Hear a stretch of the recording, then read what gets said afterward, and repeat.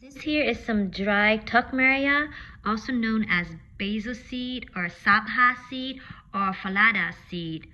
They're often confused with chia seed and also have almost similar benefits. So let me just go ahead and show you how to use this, okay? Here's the basil seed close up. You see how they look like black sesame seed. There's no taste. They have no smell. These basil seeds are a powerhouse of nutrients and are packed with immunity boosting property that will help you fight through stomach problems.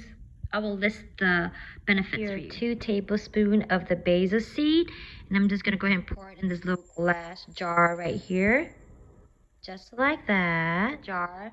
Now I'm just gonna go ahead and fill it with cold water. I'm just gonna let it sit in this water, and it's gonna soak up all of the water, and it's gonna double in its size, and it's gonna look totally different. I will show you what it looks like in 20 minutes. The basil seed is only going to soak up as much water as it can.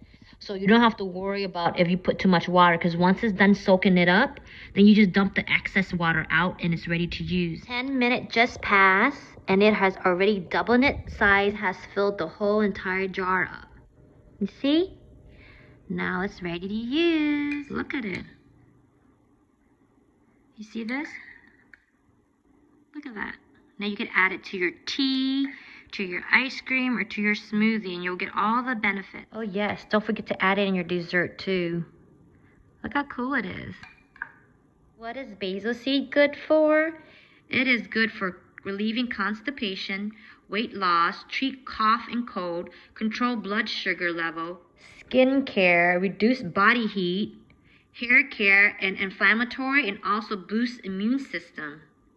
You could add it to your drink, your dessert, your smoothie, and your tea.